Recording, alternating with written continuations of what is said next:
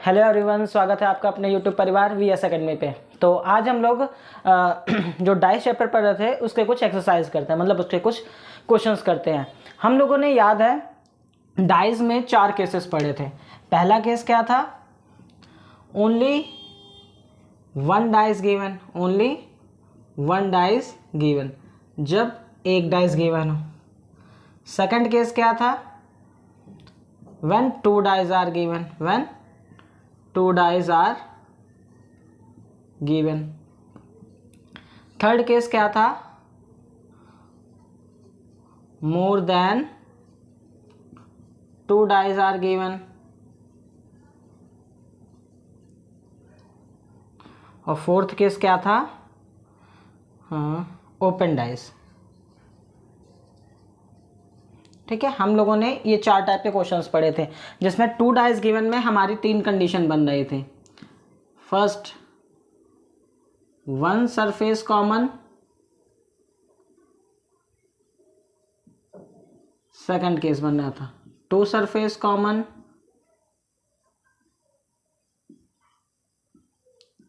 और third case हमारा बन रहा था नो सरफेस कॉमन। ठीक है, ये हमारे 3 केस बन रहे थे। एक सेकंड में देख लो क्या आप लोगों को ये दिख रहा है। ठीक है, ओके। हाँ, तो ये क्या है आपके ये टाइप बने थे। ठीक है, चलिए इरेज कर रहा हूँ इसको मैं।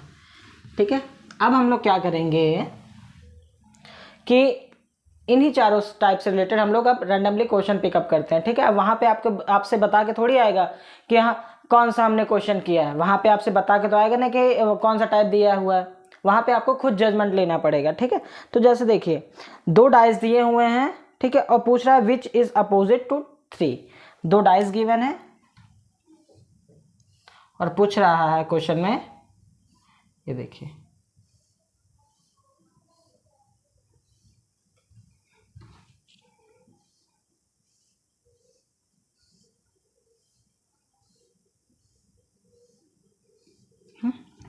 इन पे जो मार्किंग है वो 1 2 3 और 3 4 5। ठीक है, हमसे पूछ क्या रहा है? Which is opposite to 3। क्या क्वेश्चन है? Which is opposite to 3। 3 का विपरीत कौन सी सतह होगी? तो याद रखिएगा ये एक ही डाइस होती है और एक ही डाइस के को 2 अलग अलग एंगल में रखा गया होता है। अब देखिए, याद है अगर आपके पास 2 डाइस गिवन है तो हमारे पास क्या तरीका बनता है? हमारे पास यही बनता है कि हम वन सरफेस कॉमन देखिए, क्योंकि वन सरफेस कॉमन से हमारा फायदा क्या होता है? हमारे सारे अपोजिट एक साथ मिल जाते हैं। अब देखिए जैसे बात करते हैं इस क्वेश्चन में, तो इस क्वेश्चन में हमारा वन सरफेस जो कॉमन मिल रहा है 3, तो आपको दोनों में से क्या मिला? 3। तुरंत आपको क्या करना है? यहाँ से क्लॉकवाइज चलना है, तो 3 फिर 1 फिर 2 और नीचे क्या चल गया? 3 4 फिर 5, 3 4 5। क्लियर? अब देखिए तो इसका अपोजिट क्या होगा? देखिए 2 का अपोजिट 5 हो गया, 1 का अपोजिट 4 हो गया, तो बचा 3। 3 का अपोजिट क्या होगा? ऑब्वियसली एक सरफेस बची हुई है 6, तो 3 का अपोजिट क्या हो जाएगा? 6। 3 का अपोजिट क्या हो जाएगा? 6। ठीक है, तो यहाँ से हमसे 3 का अपोजिट पूछा है 6। ठीक है, अगर यहाँ पे आपसे 2 का अपोजिट पूछता तो उसका भी आंसर हमें बता सकते थे। अगर हमसे 1 का, 4 का, 5 का, किसी का भी अपोजिट पूछता हम रैंडमली सारे उसके आंसर बता सकते थे। ठीक है, ओके, क्लियर? ऐसे नेक्स्ट क्वेश्चन में, नेक्स्ट क्वेश्चन में हमारा 2 फिगर दिया हुआ है, मतलब 2 डाइस गिवन हुए, 4 ऑप्शन दिए हुए, वो भी डाइस के फॉर्म में। बताना है कि कौन सा डाइस करेक्ट होगा, कौन सा डाइस करेक्ट होगा, कि मतलब जो डाइस है वो वही वाला डाइस होगा। मतलब 4 डाइस गिवन होंगे, 2 डाइस में वही, भाई 2 डाइस गिवन है इसका मतलब एक ही डाइस को अलग अलग पोजीशन में रखा गया है, तो बताना है कि तीसरा डाइस भी इन्हीं दोनों में से कौन सा होगा।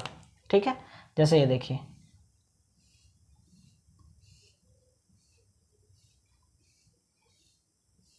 ये हमारे सामने एक क्वेश्चन दिया हुआ था।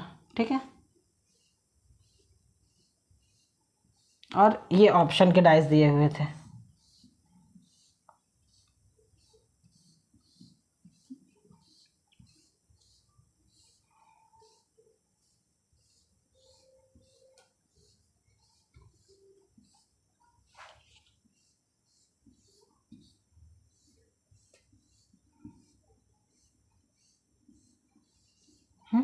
ठीक है, ये ऑप्शन हमारा, ये ऑप्शन ए था, ये ऑप्शन बी है, ये ऑप्शन सी है और ये ऑप्शन डी है।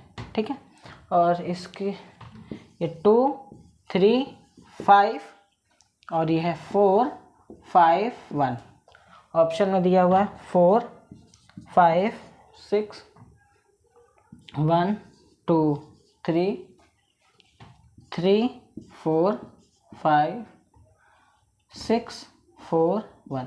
बताना है कि ये जो डाइस हैं इनमें से कौन सा डाइस इसी डाइस का रूप है। ठीक है, मतलब बाकी 3 डाइस होंगे जो ये वाले डाइस नहीं होंगे, क्योंकि अगर इन दोनों डाइस वाला, अगर मान लीजिए कि देखिए अगर हम इसको सॉल्व करते हैं, इसको सॉल्व करते हैं, 1 सरफेस कॉमन से देखिए 5 कॉमन मिल गया, 5 दोनों में कॉमन मिल गया, तो देखिए क्लॉकवाइज चल गया 1 4 1 4 और यहाँ मिल गया 2 और 3, यहाँ मिल गया 2 और 3। ठीक है, 2 का अपोजिट 4 है, 1 का अपोजिट 5 है, 5 का अपोजिट 6 है। क्लियर, 5 का अपोजिट 6 है। तो आपको वो डाइस सेलेक्ट करना है जो ऐसे ही अपोजिट हो, जो ऐसे ही अपोजिट हो। तो देखिए 5 का अपोजिट 6 है, यहाँ पे 5 का अपोजिट 6 है। अगर ये वाला हम डाइस सेलेक्ट करते हैं कि ये वाला डाइस सही होगा, तो ये डाइस क्या होगा, गलत होगा। क्यों गलत होगा, क्योंकि 5 का अपोजिट 6 है, तो कभी भी अपोजिट सरफेस एक साथ नहीं दिख सकते हैं, कभी भी अपोजिट सरफेस एक साथ नहीं दिख सकते हैं। यहाँ 5 का अपोजिट 6 दिख रहा है, इसका मतलब गड़बड़ हो गया।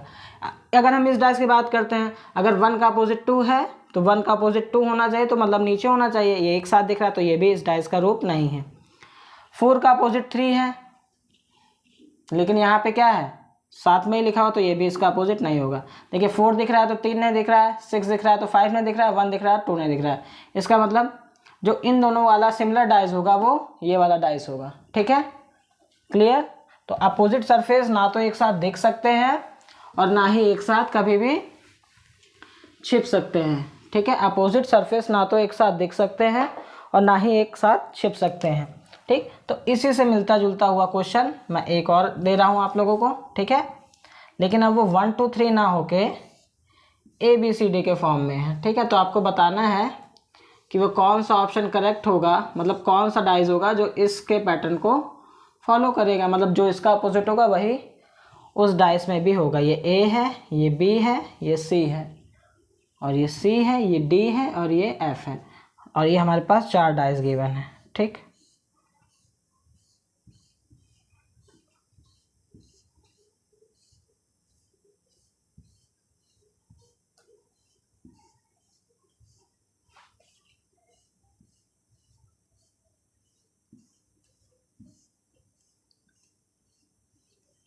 ठीक है, और ये C, ये D, ये E, ये A, ये D, ये E, अगला है ये E, ये F, ये D, और अगला है B, ये C, ये F। तो आपको बताना है कि इनमें से कौन सा डाइस है जो इस डाइस का ही एक रूप है। ठीक है, देखिए जल्दी करिए, देखिए इसको,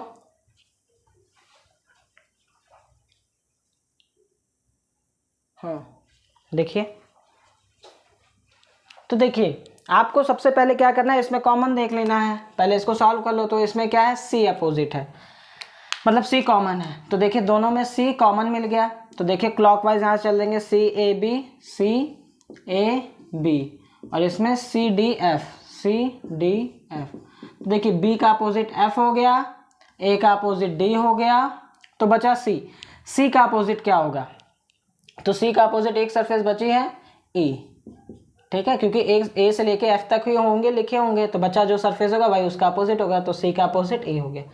तो अब देखना है कौन सा इसमें डाइस करेक्ट होगा। तो देखिए C का अपोजिट D है, तो C के देखिए, और C का अपोजिट E है, C और E एक साथ देखिए इस सरफेस पे दिख रहा है, इसका मतलब ये वाला डाइस तो नहीं हो सकता। उसके बाद देखिए D का अपोजिट A दिख रहा है, और लेकिन यहाँ पे क्या है, D का साथ में A लिखा हुआ, तो ये भी नहीं हो सकता। देखिए E दिख रहा है तो C नहीं दिख रहा है, F दिख रहा है तो B नहीं दिख रहा है, D दिख रहा है तो A नहीं दिख रहा है, इसका मतलब ये वाला ऑप्शन करेक्ट हो गया। देखिए C और B और B और F, देखिए B और F एक साथ दिख रहा है, बल्कि B और F अपोजिट है, तो इसका मतलब ये वाला भी ऑप्शन आपका क्या हो गया, इनकरेक्ट हो गया।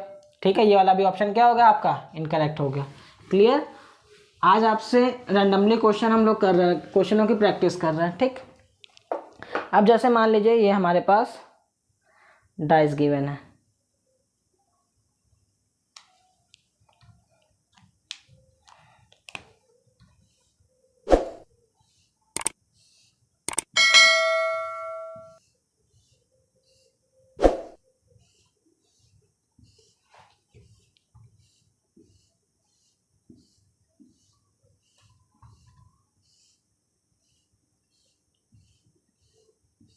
ठीक है।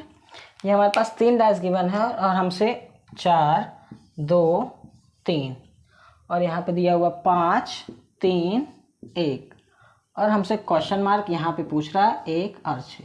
ठीक है, यहाँ पे देखिए 2 डाइस गिवन है और तीसरी डाइस में क्वेश्चन मार्क वाली फाइंड आउट करनी है। तो आपको जो भी मैटर करना होगा इस वाले दोनों डाइस में करना होगा। तो देखिए सबसे पहले हम भाई हमारे पास ऑप्शन क्या बचता है, कॉमन देखना। तो एक सरफेस कॉमन मिल गया दोनों में, 3 3, तुरंत यहाँ से क्लॉकवाइज चलेंगे, 3 फिर 2 और फिर 4 और यहाँ पे हो जाएगा 3, फिर यहाँ से देखिए 5 और फिर ये 1। ठीक है, तो हमें सभी के अपोजिट मिल गए। 4 का अपोजिट 1 हो गया, 2 का अपोजिट 5 हो गया, 3 का अपोजिट क्या हो जाएगा 6, 3 का अपोजिट क्या हो जाएगा 6। अब देखिए ऑप्शन हमारे सामने डिपेंड करता है हमारे ऑप्शन क्या क्या दिए हैं। देखिए ए बी सी और डी। ऑप्शन जो है हमारे वह 2 3 4 5, 2 3 4 और 5, ये हमारे सामने ऑप्शन है। तो देखिए ऑब्वियसली 1 दिख रहा होगा तो 4 नहीं दिख रहा होगा, तो 4 वाला ऑप्शन तो काट कर जाए, क्योंकि 4 बगल में नहीं हो सकता है, क्योंकि अपोजिट सरफेस क्या होता है, एक दूसरे के विपरीत होता है। तो 1 दिख रहा है तो 4 इसके सामने होगा, ना कि बगल में होगा। ठीक है, देखिए 6 दिख रहा है तो 3 नहीं दिख रहा है, 6 दिख रहा है तो आपका 3 नहीं दिख रहा है। ठीक, 6 दिख रहा है तो 3 नहीं दिख रहा है। अब देखिए यहाँ 2 हो सकता है कि 5, यहाँ पे अब 2 हो सकता है या फिर 5। ये अब हम कैसे डिसाइड करें, ये हम कैसे डिसाइड करें, सोचिए। ऑप्शन, अरे यहाँ दिया हुआ है 2, वही मैंने ऑप्शन में गलत लिख दिया। यहाँ पे क्या दिया हुआ 2। ठीक है, अब देखिए अरे 2 नहीं, फिर से 1 दिया हुआ है, यहाँ पे 1 दिया हुआ है। ठीक, तो देखिए 1 तो खुद यहाँ पे 1 के बगल में 1 तो खुद नहीं हो सकता है, तो 1 का अपोजिट क्या है 4, 4 भी नहीं हो सकता, 4 भी ऑप्शन कटा हुआ है। 6 दिख रहा है तो ऑब्वियसली 6 का अपोजिट 3 भी नहीं हो सकता, तो यहाँ पे 3 भी नहीं हो सकता है। बच्चा क्या हमारे पास 5, तो इसका करेक्ट आंसर क्या हो जाएगा 5। ठीक है, ऑप्शन थोड़ा मैंने गड़बड़ लिख दिया था। तो इसका करेक्ट आंसर क्या हो जाएगा 5। ठीक है, ओके, समझ में आया। देख लीजिए एक बार फिर से देख लीजिए,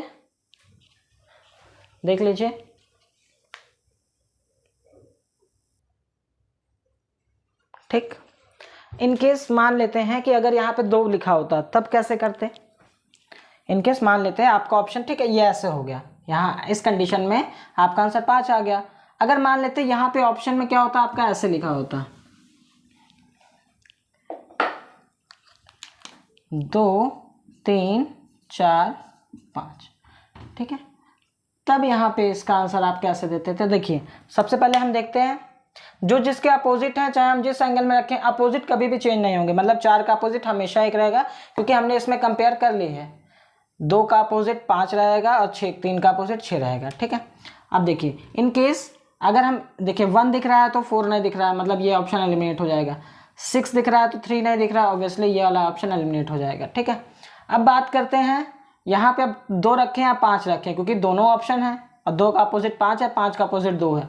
यहाँ पे 2 भी हो सकता है, 5 भी हो सकता है, क्योंकि 1 से 4 चला गया, 6 से 3 चला गया, बचा यही, और ऑप्शन में भी 2 और 5 है। ठीक है, तो ऐसी कंडीशन में ऑप्शन रख के चेक करेंगे और उसके बाद अपोजिट चेक करेंगे, क्या वो ऑप्शन रखने पे हमारे अपोजिट सेम अभी भी आ रहा है, मतलब जो अभी एक दूसरे के जो अपोजिट हैं वही अपोजिट आ रहे हैं। तो हमने क्या किया, यहाँ पे एक बार 2 पुट किया। जब 2 पुट किया तो हमने कंपैरिजन की इसकी और इसकी, क्योंकि दोनों में 2 2 कॉमन मिल रहा था। आप खुद देखिए दोनों में 2 2 कॉमन मिल रहा है। अगर हम यहाँ पे 2 ऑप्शन रख रहे हैं तो 2 ऑप्शन रख रहे हैं तो अगर देखिए अगर हमने यहाँ पे 2 रख दिया तो दोनों में 2 2 कॉमन मिल गया, फिर यहाँ से क्लॉकवाइज चलेंगे 4, भाई क्लॉकवाइज कॉमन हो गया भाई। अब इसमें और इसमें कंपैरिजन कर रहे हैं तो 2 2 कॉमन मिल गया, तुरंत वहाँ से क्लॉकवाइज चलेंगे 4 और 3, और यहाँ पे क्या आएगा हमारा 6 और 1, 6 और 1।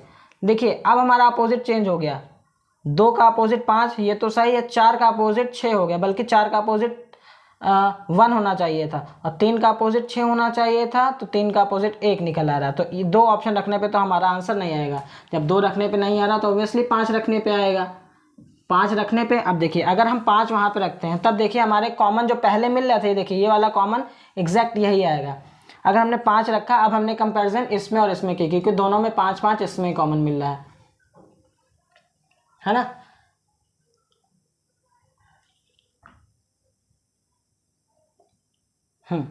इसमें कॉमन मिल रहा है दोनों में क्या, 5 5, भाई एक भी कॉमन मिल रहा है लेकिन हम 5 की बात करते हैं, इसमें 5 5 कॉमन मिल गया। तो देखिए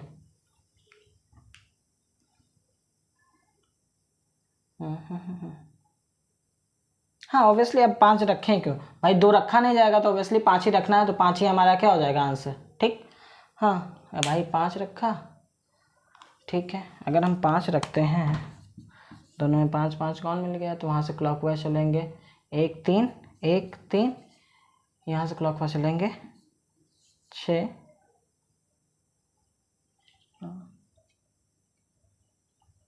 नहीं ठीक है भाई। जब हमारा 2 ऑप्शन नहीं है तो ऑब्वियसली 5 होगा, तो ये सब मैच करने की जरूरत नहीं है, ठीक है, क्योंकि अब मैच करने पे आ नहीं रहा है। ठीक, ओके। तो कभी कभी हिट एंड ट्रायल से भी, तो हमारा यहाँ पे क्या होगा, ये 5 ऑप्शन हमारा करेक्ट हो जाएगा। क्लियर, ओके ठीक है। तो याद रखिएगा ऑप्शन में कभी दोनों अपोजिट सरफेस एक साथ हो जाएं तो हम एक को रख के चेक करेंगे कि हमारे अपोजिट वही बन रहे हैं जो 2 को हम कंपैरिजन करने पे बनाए थे। क्योंकि भाई अगर डाइस वही है तो सीधी सी बात है, अगर डाइस वही है तो सीधी सी बात क्या है कि चाहे जिस एंगल में रखे हमेशा अपोजिट तो वही रहेंगे। ठीक, जैसे एक और क्वेश्चन की हम बात करते हैं, देखिएगा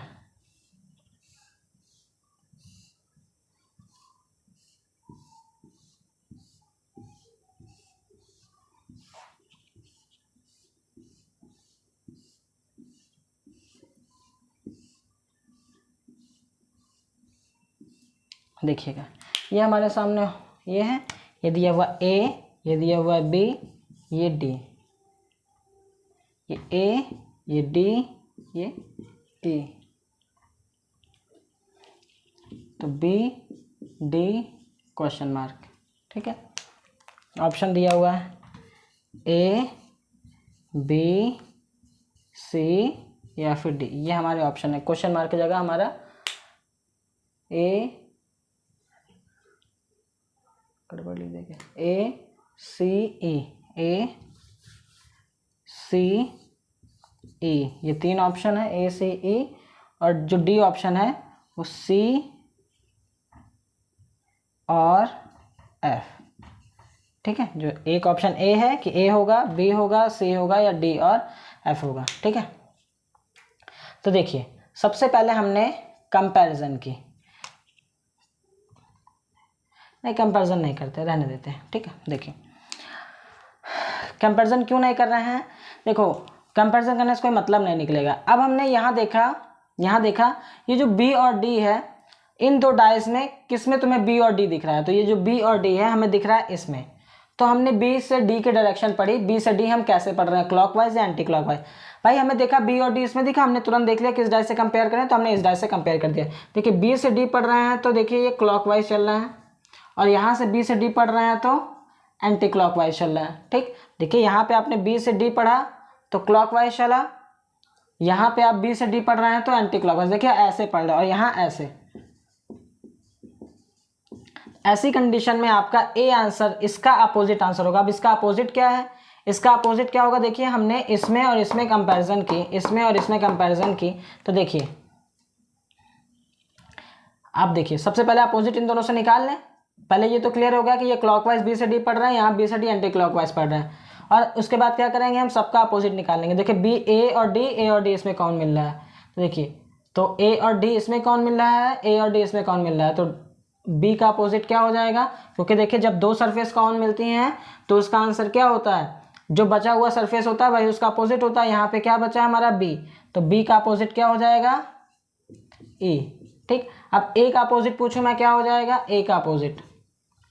तो ए का अपोजिट आपका देखिए बी नहीं हो सकता है, डी नहीं हो सकता है और ई नहीं हो सकता है, तो बचा क्या सी और एफ। बचा क्या सी और एफ, क्योंकि देखिए ए का अपोजिट बी नहीं हो सकता है, डी नहीं हो सकता है, ठीक है, और ए का अपोजिट ई नहीं हो सकता क्योंकि ई जो है वो बी का अपोजिट है। तो बचा क्या 6 सरफेस होती हैं, 4 सरफेस निकल गए, सी और एफ बचा।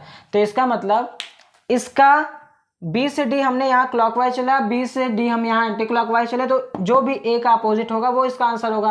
अब ए का अपोजिट सी है या तो एफ है, ए का अपोजिट क्या है या तो सी है या तो एफ है, तो इस कंडीशन में हमारा आंसर सी और एफ में से कोई एक हो सकता है। अगर एग्जैक्टली पता होता सी और एफ है तो ए का अपोजिट रख देते हैं एफ। ठीक, अगर इनकेस अगर आपका बी डी ऐसे ना लिखा होता, आपका बी से डी ऐसे लिखा होता, ये डी लिखा होता है ये बी, तो देखिए तो का आंसर क्या होता। तो देखिए बी से डी हमने क्लॉकवाइज पढ़ा, यहाँ भी बी से डी हम पढ़ रहे हैं क्लॉकवाइज, तो ऐसी कंडीशन में जो वैल्यू बची होती है वही उसका आंसर हो जाती है। तब ऐसी कंडीशन में आपका ए आंसर हो जाता, तब ऐसी कंडीशन में आपका ए आंसर हो जाता। क्लियर? ठीक है, चलिए एक और क्वेश्चन देखिए, समझिएगा, करते रहिए भैया, है ना अच्छे अच्छे क्वेश्चन।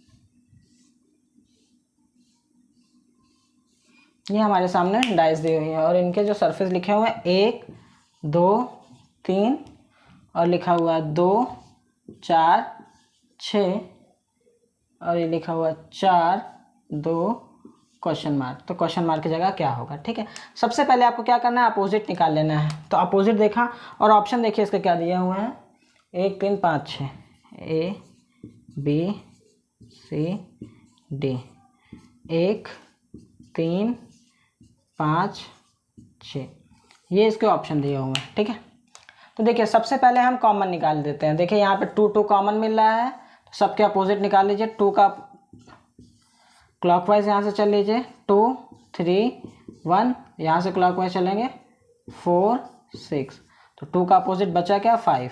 देखिए 3 का अपोजिट 4 आ गया, 1 का अपोजिट 6 आ गया, तो 2 का अपोजिट 5। ऑब्वियसली 6 सरफेस होते हैं, जो एक बचा हुआ है वही इसका अपोजिट हो जाएगा। ठीक, तो अब देखिए 2 दिख रहा है तो ऑब्वियसली 5 नहीं दिखेगा, तो 5 वाला ऑप्शन कट हो गया, क्योंकि यहाँ पे नहीं हो सकता, क्योंकि कभी भी अपोजिट सरफेस एक साथ नहीं हो सकता। 4 दिख रहा है तो 3 नहीं दिख रहा है, तो ऑब्वियसली हमारा 3 कट हो गया, 3 यहाँ पे कट हो गया। अब बचा 1 और 6, यहाँ पे 1 भी हो सकता है 6 भी हो सकता है। ऐसी कंडीशन में हम अपने डाइस की कंपैरिजन करेंगे, किससे?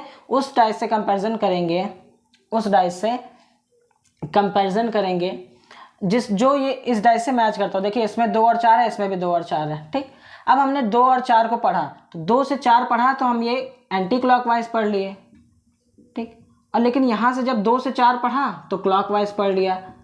कभी भी याद रखिएगा, जब भी डायरेक्शन विपरीत हो तो आपको विपरीत वाला आंसर देना, बची हुई सरफेस का विपरीत वाला आंसर देना। देखिए 2 से 4 पढ़ा यहाँ एंटी क्लॉकवाइज, यहाँ पे 2 से 4 पढ़ा क्लॉकवाइज, तो हमारा बचा सरफेस क्या है 6। तो बचे हुए सरफेस का आपको कभी भी अगर अपोजिट है तो आपको अपोजिट वाला आंसर देना है।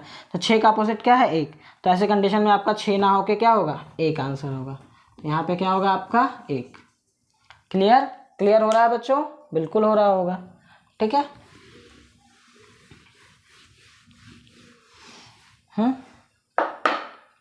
अच्छा, तो जरा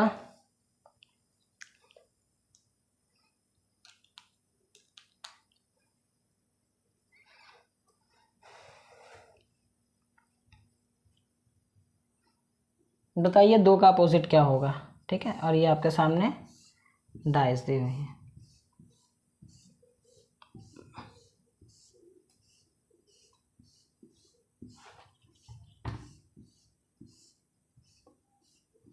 आपको क्या बताना है कि 2 का अपोजिट क्या होगा। ठीक है, और 1 6 4 3 5 6 1 4 2, आपको बताना 2 का अपोजिट क्या होगा। अपोजिट 2 का अपोजिट क्या होगा? ठीक है, चलिए करिए इसको जल्दी से।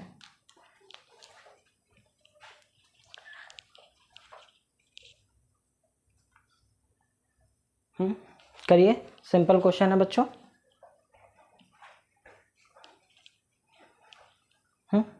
देखिए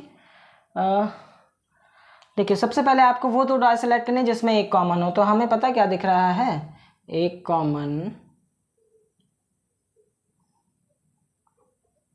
3। अगर हम इससे बात करते हैं तो एक कॉमन नहीं, 2 कॉमन, 1 1 4 4 मिल जाता है। ठीक है, अगर हम इससे कंपैरिजन करते हैं इसकी, हाँ पहले और दूसरे की कंपैरिजन करते हैं, पहले और दूसरे कंपैरिजन करते हैं, तो देखिए दोनों में क्या कॉमन है, 6 6 6 6, दोनों में 6 6 कॉमन है। ठीक, तो क्लॉकवाइज चल रही है 6 4 1 6 4 1, यहाँ पे क्लॉकवाइज चल रही है 6 3 5 6 3 5।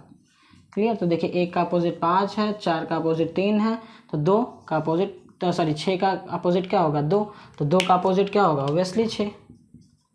ठीक है, 2 का अपोजिट क्या होगा, 6। क्लियर, ओके, समझ में आ गया होगा आप लोगों को। ठीक है, आपको जब भी कभी भी 2 से ज़्यादा डाइस गिवन हो तो वो 2 डाइस सेलेक्ट करनी है जिसमें एक सरफेस कॉमन हो। एक सरफेस कॉमन से हमें सभी के अपोजिट आंसर पता चल जाते हैं। ठीक, अच्छा ज़रा ये बताइए फिर एक और।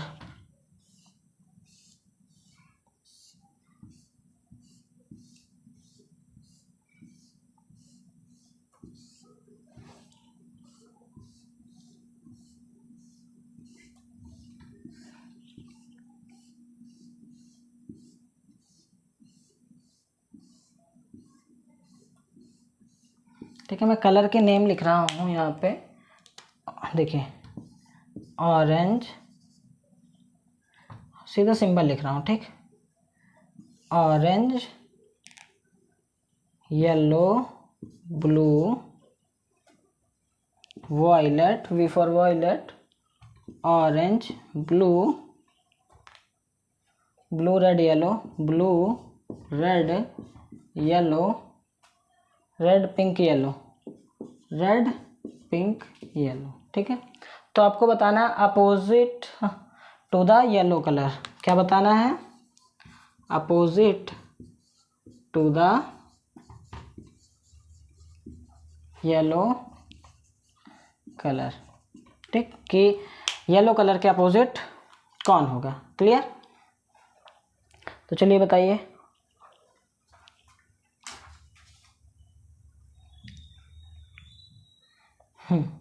देखिए आपको सिंपल कर लिए, आपको वो 2 डाई सेलेक्ट करनी है जिसमें एक कॉमन हो। आपको वो 2 डाई सेलेक्ट करनी है जिसमें एक कॉमन हो, तो करिए।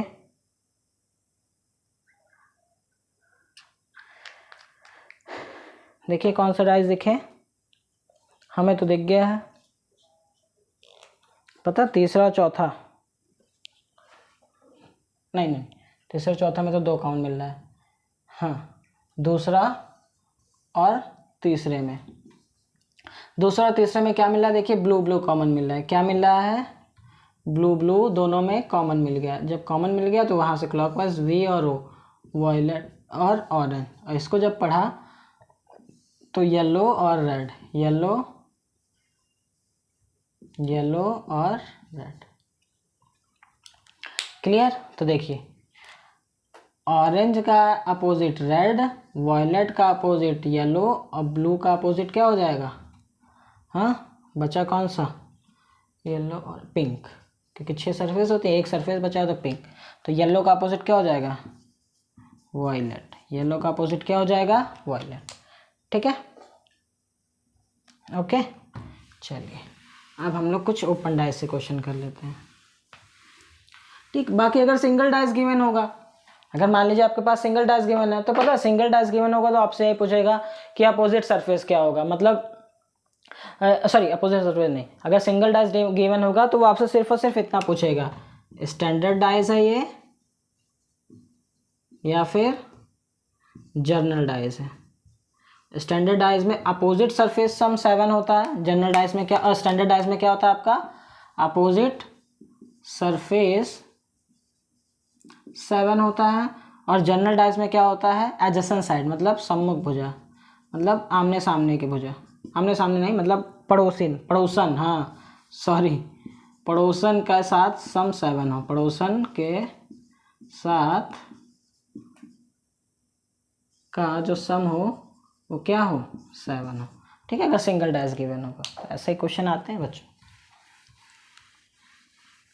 ठीक है, चलिए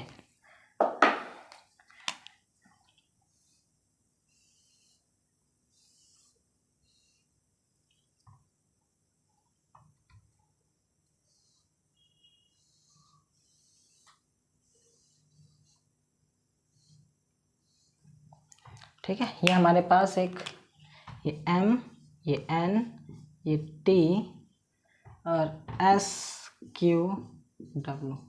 क्लियर। तो हमसे पूछ रहा है कि अगर ये ओपन डाइस है तो बताइए क्लोज करने पे कौन सा डाइस बनेगा आपका, क्लोज करने पे कौन सा डाइस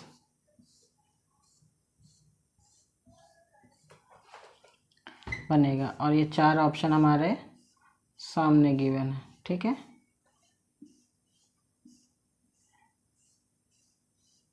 ठीक है, ये 4 ऑप्शन हमारे सामने गिवन है, दिया हुआ है M N T S Q W M N S M N Q। Clear, okay. ठीक है, तो सबसे पहले हम अपोजिट सरफेस निकाल ले, कौन किसका अपोजिट है। देखिए M से अगर हम शुरुआत करते हैं तो उस एक को छोड़ के अल्टरनेटिव सरफेस M का अपोजिट N होगा। अब N का अपोजिट इसके बगल में, तो S का अपोजिट लेके निकाल सकते हैं। S का अपोजिट क्या होगा, W। तो बचा क्या, N का अपोजिट क्या हो जाएगा, Q। ठीक है, यहाँ पे लिख लेते हैं। देखिए M का अपोजिट T, S का अपोजिट W, N का अपोजिट Q। ठीक है, तो अब ऑप्शन पे आते हैं। देखिए N दिख रहा है तो Q नहीं दिखना चाहिए। ठीक है, M दिख रहा है तो T नहीं दिखना चाहिए क्योंकि T उसका अपोजिट और T साथ में है, तो ये वाला ऑप्शन हमारा कट हो गया।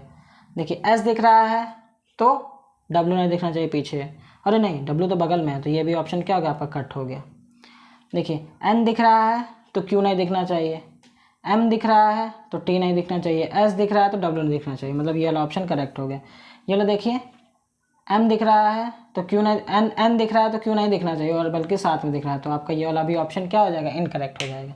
ठीक है, कभी कभी तो ऐसे पूछ लेगा आपसे, मतलब ओपन डाइस देगा, कहेगा कि कौन सा डाइस सही है, या तो कभी कभी पूछ लेगा ऐसे कि बताइए T का अपोजिट क्या है, मतलब जनरली ये नहीं देगा, जनरली अब आपको क्या देगा, ये नहीं देगा, आपसे ऐसे डायरेक्टली पूछ लेगा कि M का अपोजिट क्या होगा। तो अगर आपको निकालना पता है तो आप बता देंगे कि M का अपोजिट क्या होगा, T।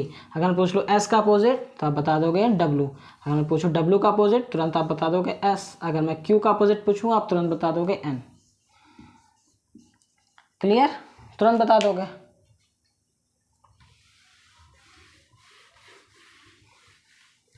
ठीक, तो ऐसे भी क्वेश्चन आते हैं क्या, ऐसे भी क्वेश्चन आते हैं।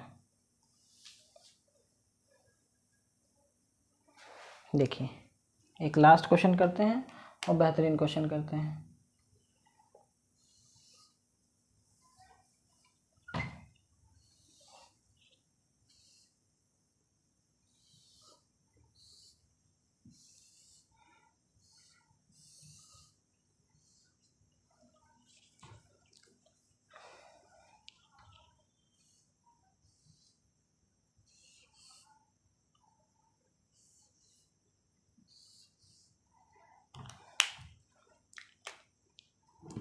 ये D, ये B, ये E, ये A, ये C, और लिखा हुआ 1 2 3 4, 1 2 3 और 4। ठीक है, ये क्वेश्चन बना हुआ और हमारे सामने 4 ऑप्शन इस तरह दिए हुए।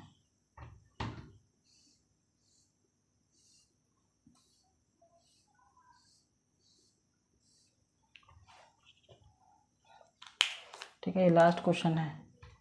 B D, ये ऐसे कटा हुआ, ये ऐसे कटा हुआ, 1 4 3 2। ठीक है, ये पहला ऑप्शन। क्लियर, चलो पहले सारे डाइस बनाओ।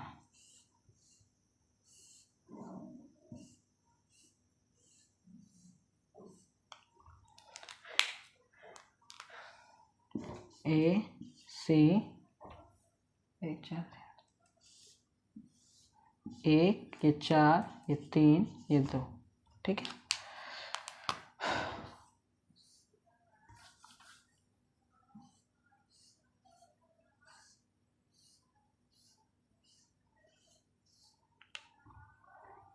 चौथा ऑप्शन मैं यहाँ बना दे रहा हूँ, ठीक है, कोई दिक्कत तो नहीं। अभी जाके मैं देख लेता हूँ कि आप लोगों को दिख रहा है ये, ठीक है।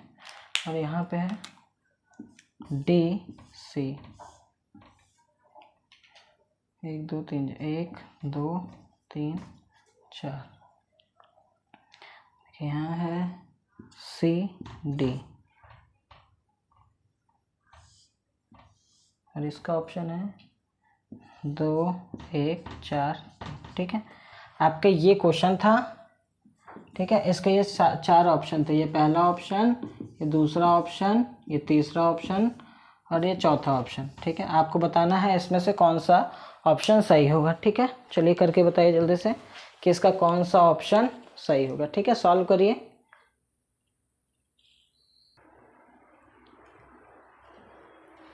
हाँ, तो किया। देखिए सबसे पहले आप लोगों ने अपोजिट तो निकाल ही लिया होगा। देखिए डी का अपोजिट ई तो कंफर्म हो गया, ए का अपोजिट सी कंफर्म हो गया। क्या कंफर्म हो गया? डी का अपोजिट ई कंफर्म हो गया और ए का अपोजिट सी कंफर्म हो गया। और बचा बी का अपोजिट क्या होगा? 1 2 3 4, क्योंकि देखिए इनको इसको मिलाने पे एक बॉक्स बनेगा जो कि इसके ऊपर रहेगा, जो कि क्या रहेगा, इसी बी के ऊपर रहेगा। तो 1 2 3 4 ये इसके अपोजिट रहेंगे, ठीक है। तो सबसे पहले देखते हैं पहले ऑप्शन में। देखिए डी दिख रहा है तो ई नहीं दिखना चाहिए, ठीक है, ठीक दिख रहा है। बी का अपोजिट 1 2 3 4, मतलब बी के नीचे 1 2 3 4 दिखना चाहिए, मतलब ये वाला ऑप्शन तो गड़बड़ हो गया, ठीक है। अब देखिए ए दिख रहा है तो सी नहीं दिखना चाहिए, और ए के साथ सी दिख रहा है, मतलब ये वाला ऑप्शन भी गड़बड़ हो गया, ठीक। अब बात करते हैं तीसरे और चौथे ऑप्शन में। तीसरे और चौथे ऑप्शन में हम कंपैरिजन कर रहे हैं। देखिए डी दिख रहा है तो ई नहीं दिख रहा है, सी दिख रहा है तो ए नहीं दिख रहा है, 1 2 3 4 दिख रहा है तो बी नहीं दिख रहा है, मतलब सी थर्ड वाला ऑप्शन सही हो सकता है। अगर हम बात करें चौथे ऑप्शन की तो वही बात है, सी दिख रहा है तो ए नहीं दिख रहा है, डी दिख रहा है तो ई नहीं दिख रहा है, 1 2 3 4 दिख रहा है तो आपका क्या नहीं दिख रहा है? बी नहीं दिख रहा है। तो अब ऐसी कंडीशन में आप आंसर कैसे देंगे? ऐसी कंडीशन में आप आंसर कैसे देंगे? तो देखिए याद रखिएगा ऐसी कंडीशन में आपको पता कैसे आंसर देना है। यहाँ पे देखिए 1 2 3 4 कैसे आ रहा है। देखिए आप दोनों ऑप्शन में किसको टिक करें। देखिए सी के साथ में 2 भी आ रहा है, सी के साथ में हमारा 2 भी है, डी के साथ में 1 आ रहा है, डी के साथ में 1 है, ठीक है। मतलब अगर 4 की बात करें तो नीचे इधर ए वाला सरफेस होगा, अगर हम बात करें 3 की तो इधर ई वाला सरफेस हो गया, मतलब दोनों ऑप्शन सही है। तो ऐसे कंडीशन में हम आंसर किसको दें? ऐसी कंडीशन में आपको देखिए यहाँ 1 2 3 4 कैसे लिखा हुआ है, क्लॉकवाइज, और आपको आंसर देना है ये देखिए 1 2 3 4 यहाँ क्लॉकवाइज लिखा हुआ, तो आपको आंसर देना है एंटी क्लॉकवाइज, ठीक। जस्ट जो भी क्वेश्चन में क्लॉकवाइज आया हो तो उसका जस्ट अपोजिट वाला आंसर देना है। देखिए यहाँ क्लॉकवाइज था तो ये वाला आंसर नहीं होगा, एंटी क्लॉकवाइज आंसर होगा, ठीक है। ओके, आई होप आप लोगों को डाइस वाले क्वेश्चन करके बहुत अच्छा लगा होगा। अगर आप हमारे चैनल पर नए हैं तो चैनल को सब्सक्राइब, लाइक और जितना हो सके शेयर करिए। अगर आप हमारे चैनल पर पुराने हैं तो जितना हो सके शेयर तो करिए, बेल आइकन पे जरूर प्रेस कर लीजिए, ठीक है। आज के लिए हम अपने सेशन को यहीं तक रखते हैं। धन्यवाद।